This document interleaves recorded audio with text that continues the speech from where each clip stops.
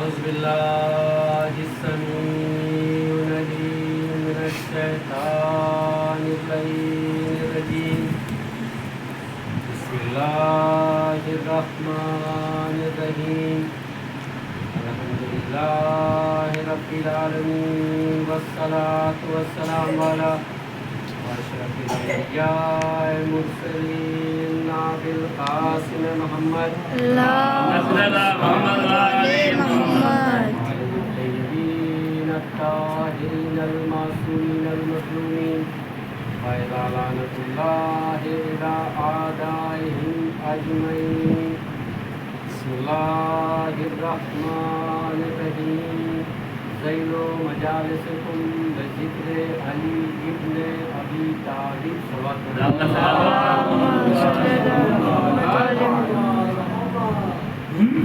ایزان گرامی قدر عزاداران مولا مظلوم عامر کربلا، عشرہ مجلس کی یہ نویں مجلس، اور ماشاءاللہ میں شکر گزار ہوں آپ کی خوبصورت عمدہ اور باشعور سماعتوں کا۔ ان 9 مجلس میں آپ نے مجھ جیسے طالب علم کی حوصلہ افزائی کی، ہم تو آپ کے شکر گزار ہیں۔ پروردگار عالم اس فرش اعضا کے صدقے میں آپ کو آئندہ سال بھی ماہ اعضا میں اپنی خوبصورت عمدہ سماعتوں کے ساتھ سلام ایزان گرامی، خواہش یہ ہے کہ آج پھر اس مجلس حسین کو ذکر علی سے زینت کی جائے۔ آج پھر اس مجلس حسین میں ذکر علی کیا جائے، علی کا ذکر کیا جائے، علی کا ذکر سنا جائے، تاکہ یہ جو وقفہ گزرے وہ عبادت میں۔ ایزان گرامی، پیغمبر اسلام نے ارشاد فرمایا کہ علی سے حسد کرنا بھی حرام ہے، علی سے رشک کرنا بھی حرام ہے۔ علی سے حسد کرنا بھی حرام ہے، علی سے رشک کرنا بھی حرام ہے۔ اب حسد کیا ہے؟ جیسے ہم کسی کی کامیابی، کسی کی دولت، کسی کی عزت، کسی کی شہرت، کسی کی فضیلت، کسی کی افضلیت سے حسد کرتے ہیں، بغض رکھتے ہیں، یا عام فہم زبان میں کہہ دیں، بچے بھی سمجھ جائیں، جیلسی رکھتے ہیں، جلن رکھتے ہیں، عرشیا کرتے ہیں۔ یہ ہے حسد۔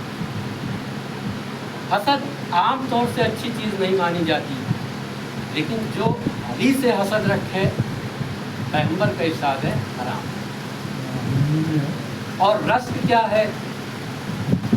رشک یہ ہے کہ جیسے کوئی سائنس کا طالب علم ہو اور وہ یہ سوچے کہ کاش ہم بھی APJ عبدالکلام کی طرح ایک بڑے سائنٹسٹ ہو جائیں، ہمیں بھی وہ مقام حاصل ہو۔ عام طور سے یہ چیز بری نہیں ہے، حسد کرنا تو برا ہے، رشک برا نہیں۔ وہ بچہ ممکن ہے، کوشش کرے، تیاری کرے، محنت کرے، مشقت کرے، ناممکن غیر ممکن نہیں ہے، وہ بھی دنیا کا، اس ملک کا ایک بڑا سائنٹسٹ ہو سکتا ہے۔ لیکن پروردگار عالم کو یہ منظور نہیں کہ علی کے بارے میں کوئی رشک بھی کرے، کہ میں اس مقام تک پہنچ جاؤں، میں بھی ویسا ہو جاؤں، یہ بھی اللہ کو گوارا نہیں ہے۔ علی سے حسد بھی حرام ہے، رشک بھی حرام ہے۔ تو پروردگار کیا چاہتا ہے تو؟ میں یہ چاہتا ہوں کہ علی سے محبت کرو، علی کی ولایت کرو، اپنی زندگی سنوار لو، دنیا بھی بنا لو، آخرت بھی بنا لو۔ صلاۃ علی محمد۔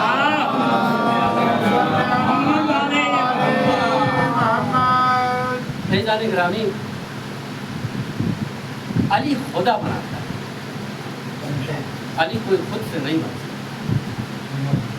جگاڑ ٹیکنالوجی کا دور ہے، اور جگاڑ سے لوگ بہت سے دنیاوی عہدے اور منصب پا جاتے ہیں، لیکن کوئی یہ سمجھے کہ جگاڑ سے علی بن جائے، کوئی شب میں 1000 رکعتیں نماز پڑھے، اس کے بھی ہمسایہ 1000 تکبیروں کی آواز سنے، اور وہ پہلے سے سیٹنگ کر کے ہیرے کی انگوٹھی بنوا لے اور سائل سے کہے ظہر میں آنا، میں اشارہ کروں گا لے جانا، سائل انگوٹھی بھی لے جائے، سائل مالا مال ہو جائے، لیکن آیت نازل نہیں ہوگی۔ آیت تو علی کے لیے نازل ہوتی ہے، جگاڑ سے علی نہیں بنا جا سکتا، خدا علی بناتا ہے۔ صلوات پڑھے محمد۔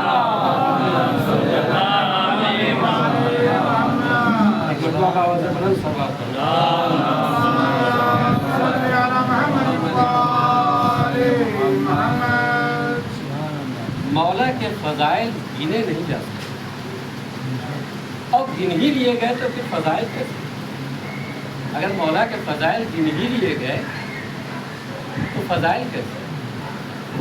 خود حدیث نبوی ہے کہ اگر دنیا کے سارے سمندر کے پانی کو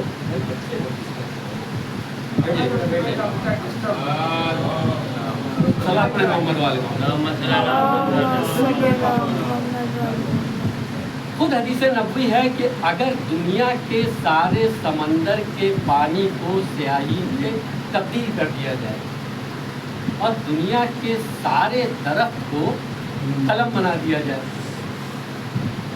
اور زمین سے لے کے آسمان تک کے فاصلے میں یہ دائرہ جن لکھے اور انسان گنے اور سب کچھ ختم ہو جائے، پھر بھی علی کے فضائل نہیں لکھے جا سکتے، نہ شمار کیے جا سکتے۔ اتنی بڑی دنیا ہے، نہ جانے کتنے سمندر ہیں، کتنا پانی ہے۔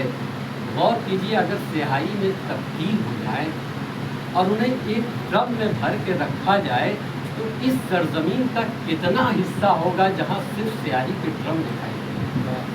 کتنے درخت ہیں، اور ایسے ویسے درخت چھوڑیے، افریقہ کا جنگل ہے، ایمیزون کا جنگل ہے، درخت ہی درخت ہیں، سب کو قلم میں تبدیل کر دیا جائے اور ایک جہاں رکھ دیا جائے تو حد نظر ایک بار میں دیکھا نہیں جا سکتا، شمار نہیں کیا جا سکتا۔ اور فاصلہ دیکھیے، یہاں سے ایرا میڈیکل کالج کا نہیں، کے جی ایم ای کا نہیں، پی جی آئی کا نہیں، دلی امریکہ کا نہیں، زمین سے آسمان تک کا۔ لکھنے والے جن کتنی پاپولیشن ہے انسان کی، سب کے سب گننے والے، اس کا مطلب کہ وہ سمندر کا سارا پانی سیاہی میں تبدیل ہوا اور جسے حد نظر اگر اسٹور کیا جائے ڈرم میں تو دیکھا نہ جا سکے، درخت اگر قلم ہو جائے ان کا شمار نہ کیا جا سکے، ایک بار میں دیکھا نہ جا سکے، جن لکھے اس فاصلہ پورا ختم ہو جائے اور سب کچھ ختم ہو جائے، وہ سیاہی بھی ختم ہو گئی، کتنا وقت لگ جائے گا؟ وہ قلم ختم ہو گیا، سارے انسان ختم ہو گئے، جن ختم ہو گئے، لیکن علی کے فضائل و مراتب تب بھی نہ گنے جا سکے۔ ضرورت کیا ہے ایسی زحمت کو اٹھانے کی؟ ہر وقت علی علی کرتے رہو، علی کے فضائل سمجھتے رہو۔ صلوات پڑھیں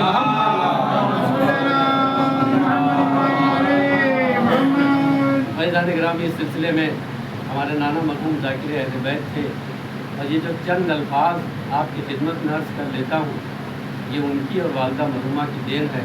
اللہ اس پر سزا کے صدقے میں دونوں کو سربت شربت جنت نصیب کرے۔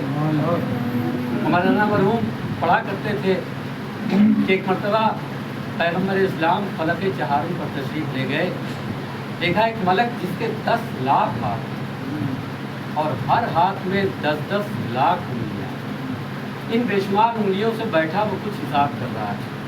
دریافت کیا کہ یہ ملک کس کام پر مقرر ہے؟ معلوم ہوا کہ جس قدر قطرے آسمان سے زمین کی جانب جاتے ہیں یہ ان کا حساب رکھتا ہے۔ پوچھا کبھی کچھ بھولتا بھی ہے؟ آج کی قسم اس خدا کی جس نے آپ کو رسول بنایا، میں بتا سکتا ہوں کہ ابتدائی دنیا سے اب تک کتنے قطرے آسمان سے زمین کی جانب گئے، کتنے سمندر کی جانب گئے، کتنے جنگل کی جانب گئے، کتنے پہاڑ کی جانب گئے، کتنے دریاؤں کی جانب گئے۔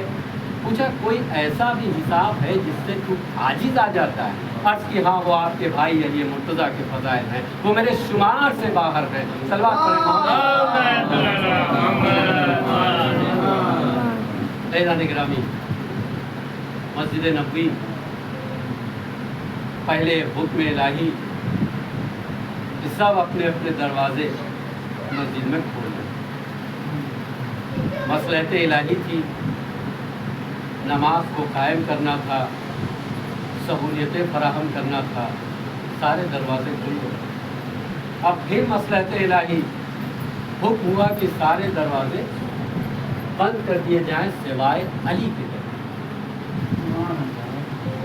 اب ظاہر سی بات ہے معاملہ اسٹیٹس کا بھی تھا کہ مسجد میں ہمارا دروازہ کھلتا ہے، اور سہولیت کا بھی تھا، کھولے چلے گئے پھر آ کے بند کر لیا۔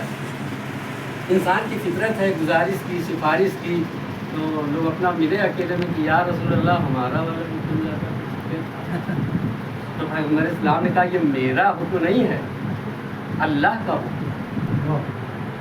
حضرت عباس جو پیغمبر اسلام کے چچا ہیں، انہوں نے کہا یا رسول اللہ بھتیجے کا کھل سکتا، ہم تو چچا ہیں، ہمارا کھل جاتا ہے، نہ دروازہ کھڑکی ہے کھل جاتی، بھائی کم سے کم دیکھ سکتے کہ جماعت کھڑی ہوئی کہ نہیں، اور اسٹیٹس بھی بنا رہتا۔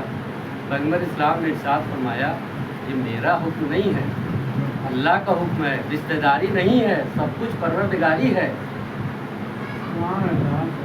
اور یہ خیال آتا ہے کہ اگر کوئی رسول اللہ سے یہ پوچھتا کہ یا رسول اللہ بات سمجھ میں نہیں آئی، آپ نے سارے دروازے بند کرا دیے سوا علی کے، ارے اپنا بھی دروازہ بند کرا دیا، تو شاید پیغمبر اسلام کہتے کہ دیکھو بھائی ایسا ہے کہ اپنے گھر میں میں واحد معصوم ہوں، میری ازواج معصوم نہیں ہے، علی کے گھر میں علی معصوم، زوجہ معصومہ اور بیٹے معصوم۔ صلوات پڑھے محمد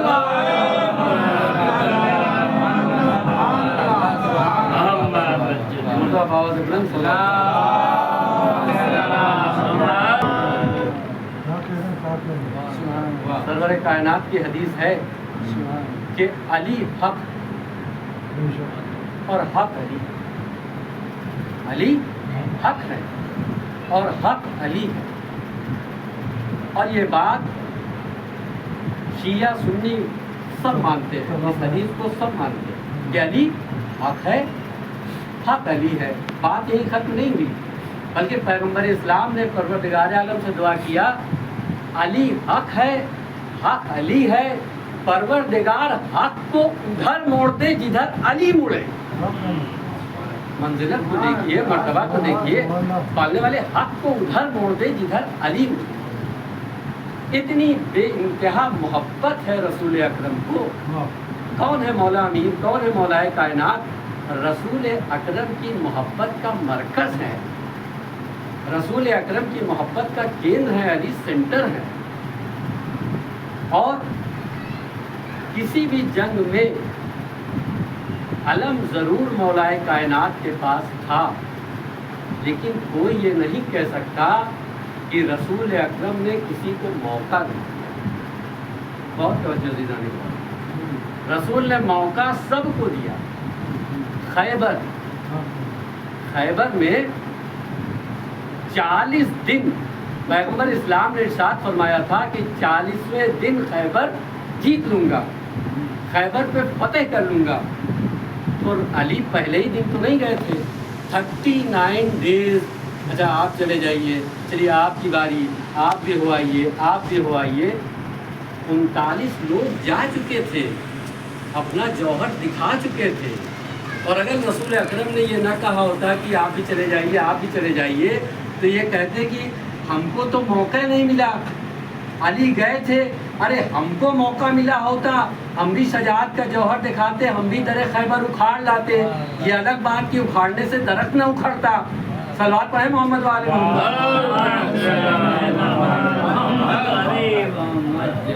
جب 39 دن تک فیلریزم رہا تو کیا اعلان ہوا؟ کل اسے علم دوں گا جو مرد ہوگا، کرار ہوگا، غیر فرار ہوگا، رسول و خدا سے جو محبت کرتا ہوگا، رسول و خدا جس سے محبت کرتے ہوں گے۔ رسول اللہ سب سے محبت کرتا ہے، رسول بھی سب سے محبت کرتا ہے، لیکن ایسی محبت نہیں کرتا جیسی علی سے، کیونکہ علی جیسا دوسرا نہیں ہے۔ صلوات پڑھے محمد والے۔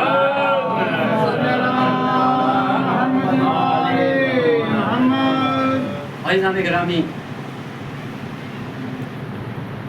رسول اکرم کے اخلاق اور کردار کو ہمارے لاکھوں سلام۔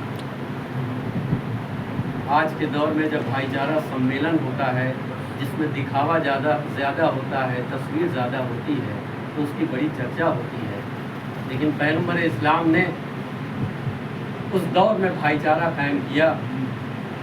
مکے سے جب مہاجر مدینہ آئے، کیا فکر ہے، کیا سوچ ہے، کیا عمل ہے، کیا کردار ہے، کیا اخلاق ہے میرے مولا نبی کا، تو کوئی مہاجر انفیریٹی کمپلیکس نہ فیل کرے۔ تو جیسا مہاجر تھا مدینے کے انصاری میں سے، ویسے ہی اس کا بھائی بنایا، جیسا مہاجر ویسے ہی اس کا بھائی بنایا، تاکہ آپس میں خوبی کے اعتبار سے ایڈجسٹ بھی کر سکے اور اس کو احساس کمتری کا شکار نہ ہو کہ ہم مہاجر ہیں، ہمارا بھائی ہے۔ جیسے جناب ابو ذر کا بھائی سلمان فارسی، جو جیسا تھا اس کا بھائی ویسا بنایا۔ بہت توجہ عزیزان گرامی، ایک شخص نے مولائے کائنات سے کہا، یا علی آپ کا تو بھائی کسی کو نہیں بنا۔ اب مصلحت الہی جناب امیر نے سوال بھی کر لیا، یا رسول اللہ آپ نے کسی کو میرا بھائی نہیں بنایا۔ پیغمبر اسلام نے ارشاد فرمایا کہ علی میں نے اپنا بھی بھائی تو کسی کو نہیں بنایا۔ بات کو اور واضح کر دوں، اپنی زبان میں کہہ دوں کہ پیغمبر اسلام ارشاد فرمانا چاہتے ہیں کہ جیسا وہ شخص تھا ویسے ہی شخص کو اس کا بھائی بنایا۔ نہ آپ جیسا کوئی ہے نہ مجھ جیسا کوئی ہے، تو کیسے بھائی بنا دیتا؟ صلوات پڑھے محمد والے۔ اور یہ حدیث بھی مختلف جگہ پائی جاتی ہے، دونوں جگہ پائی جاتی ہے کہ پیغمبر اسلام نے ارشاد فرمایا کہ دنیا سے لے کے آخرت تک صرف اور صرف علی میرا بھائی، صرف علی میرا بھائی۔ تو عزیزان گرامی، آپ دیکھیں کہ جو اصحاب ہیں، اس کا مطلب جو اصحاب ہیں وہ صرف صحابی ہیں، جتنے بھی اصحاب ہیں وہ صرف صحابی ہیں، علی بھائی ہے۔ جتنے بھی اصحاب ہیں وہ صرف صحابی ہیں، علی بھائی ہے۔ اس کا مطلب یہ ہے کہ پیغمبر اسلام ارشاد فرما رہے ہیں کہ دیکھو جتنے اصحاب ہیں وہ صرف صحابی ہیں، علی بھائی ہیں۔ جتنے اصحاب ہیں وہ صحابی ہیں، جتنے صحابی ہیں وہ در والے ہیں، علی گھر والے ہیں۔ صلوات علی محمد۔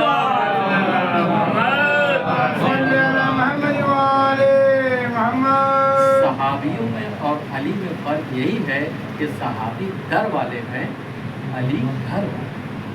بس عزاداران حسین، آج ماہ عزا کی 9 تاریخ، ہاں عزاداران حسین، آج آپ کی خدمت میں اس شہید کا مصائب پڑھنا چاہتا ہوں جو کربلا کا شہید ضرور ہے، لیکن وہ اپنے پیروں پہ چل کر میدان جنگ میں نہیں کیا۔ ہاں عزاداران حسین، ایک وقت کربلا میں وہ بھی آیا جب فرات کے کنارے عباس اپنے بازو کٹائے، علی اکبر سینے پہ برچھی کھا چکے، قاسم کا لاشا پامال ہو چکا، اور محمد شہید ہو چکے۔ اب شہداء کی فہرست میں امام حسین اور علی اصغر کے سوا کوئی باقی نہ بچا۔ آپ کے امام نے، آپ کے مظلوم امام نے حلمن کی صدا بلند کی، حضرت علی اصغر نے اپنے کو جھولے سے گرایا۔ عزاداران حسین، اتنی کم سنی میں علی اصغر باب الحوائج ہیں، یہ شرف حاصل ہے۔ صرف 4 باب الحوائج ہیں، امام موسیٰ کاظم علیہ السلام، حضرت عباس، مسلم ابن عقیل اور ششماہا علی اصغر۔ امام حسین خیمے میں تشریف لائے، جناب رباب شب عاشور اپنے بیٹے سے کہہ چکی کہ بیٹا میرے دودھ کی لاج رکھے، بیٹا میری آبرو رکھے۔ علی اصغر کو امام حسین میدان میں لائے، اپنے ابا کے دامن سے اتنا چھپائے ہوئے ہیں اتنی شدت کی دھوپ ہے تاکہ میرے چشماہے کو دھوپ کا اثر نہ ہو جائے۔ اب خیام حسینی میں یہ کھلبلی مچی، خیام یزیدی فوج میں یہ کھلبلی مچی کہ حسین قرآن لے کے آ رہے اور اب قرآن کا واسطہ دے کے پانی مانگے۔ عزاداران حسین پہنچے اور کہا سنو، تمہاری نظر میں مجرم ہو سکتا ہوں کیونکہ میں نے یزید کی بیعت نہیں کی، نہ کروں گا۔ جرم میں نے کیا، اس بچے نے کیا کیا ہے؟ اسے پانی پلا دو۔ حسین نے دستے آپ کیا اور آپ کو یاد بھی کیا ہے کہ میرے سیو، جب بھی پانی پینا ہمیں یاد رکھنا کہ تمہارا مولا کیسے دستے آپ کر رہا تھا۔ جب کبھی پانی نہ ملا تو جس علی اصغر کو امام حسین ابا کے دامن میں چھپا کے لائے تھے، اس کو تپتے ہوئے ریگستان میں رکھ دیا، 2 قدم پیچھے ہٹ گئے کہ تمہیں یہ لگتا ہے کہ میں بچے کے بہانے پانی پی لوں گا، تو آؤ تم میں سے کوئی اسے پانی پلا دو۔ پانی نہ پلایا گیا۔ حسین نے علی اصغر کو اٹھایا، یزیدی فوج میں کوہرام مچ گیا۔ عمر سعد نے حکم دیا ارملا کو کہ حسین کے کلام کو قطع کر دیا جائے۔ 3 پھل کا تیر، عزاداران حسین یہ وہ تیر تھا جس سے گھوڑے مارے جاتے تھے۔ جب وہ تانتا تھا کمان پر گر جاتا تھا، 1 بار گرا، 2 بار گرا۔ ظالم نے کہا ارملا، میں تو سمجھتا تھا تو بڑا پتھر دل ہے، تو ایک بچے کو نہیں مار پا رہا کہ کیا کروں؟ جب میں تیر کمان پہ لگاتا ہوں ایک برقع پوش عورت آ جاتی ہے۔ اے ارملا، تو بھی صاحب اولاد ہے، میرے بچے کے بچے کو مت مارو۔ حضرت علی اصغر اپنے لبوں پہ زبان پھیر چکے ہیں، حسین کی مظلومیت کی گواہی دے چکے ہیں، حجت تمام کر چکے ہیں۔ ارملا کا تیر چلا۔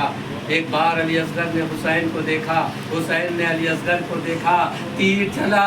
عزاداران حسین وہ تیر نہیں تھا، اس نے علی اصغر کو ذبح کر دیا، حسین کو زخمی کر دیا۔ عزاداران حسین، اب آپ کا مظلوم امام علی اصغر کے جلدوں میں لیے ہے، آسمان کی زمین کی جانب کرنا چاہا تو آواز تا قیامت ایک دانہ نہ ہوگا، آسمان کی جانب دینا چاہا یہ ہوا کہ 1 قطرہ پانی نہ برسے گا۔ حسین نے اپنے ریش مبارک میں مل لیا، پروردگار تو گواہ رہنا، اب اسی خون نار کے ساتھ تیری بارگاہ میں آؤں گا۔ ہاں عزاداران حسین، وہ امام حسین جن کے پیر اکبر کے لاشا اٹھانے میں نہیں لرزے، عباس کے بازو اٹھانے میں نہیں لرزے، قاسم کا لاشا اٹھانے میں نہیں لرزا، اور محمد کے لاشے اٹھانے میں نہیں لرزے، 6 مہینے کے بچے کا لاشا ہے۔ حسین کبھی آگے جاتے ہیں، کبھی پیچھے آتے ہیں، کبھی آگے جاتے ہیں، کبھی پیچھے جاتے ہیں۔ انا للہ و انا الیہ راجعون، رضن بقضائے۔ عزاداران حسین، میرا مظلوم امام تلوار سے ایک ننھی سی قبر کھودی، علی اصغر کو دفن کیا۔ جو دستور ہے قبر پہ پانی چھڑکا جاتا ہے، آقا کے پاس پانی نہیں تھا، آقا اتنا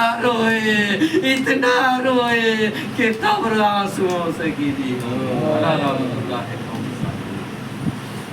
ملنے والے تجھے واسطہ باب الفوائد حضرت علی اصغر کا، ہماری سزا ہماری اس عبادت کو ملنے والے تجھے باب الفوائد حضرت علی اصغر کا واسطہ، ہم میں جو بیمار ہیں ان کو شفا دے۔ والے تجھے حضرت علی اصغر کا واسطہ ہمارے جائز اور حلال رسم برکت دے۔ ملنے والے تجھے حضرت علی اصغر کا واسطہ، ہم میں جو قرضدار ان کے قرض کی ادائیگی کے لیے رزق کا انتظام ہے۔ ماننے والے ہم میں جو کربلا کی زیارت کرنا چاہتے ہیں، باب الفوائد حضرت علی اصغر کے صدقے میں انہیں کربلا کی زیارت نصیب۔ ماننے والے اس مجلس کے بانی ظہیر صاحب بیمار ہیں، علیم ہیں، تجھے واسطہ باب الفوائد حضرت علی اصغر کا ان کے صدقے میں انہیں شفا دے سے احتیاط۔ ماننے والے تجھے آقا حسین کا واسطہ ہم سب کی حسین۔ عزاداران حسین، ایک اعلان سماعت فرما لیں، کل اسی عزا خانے میں شام غریباں کی مجلس حسب دستور فوراً نماز مغرب کے بعد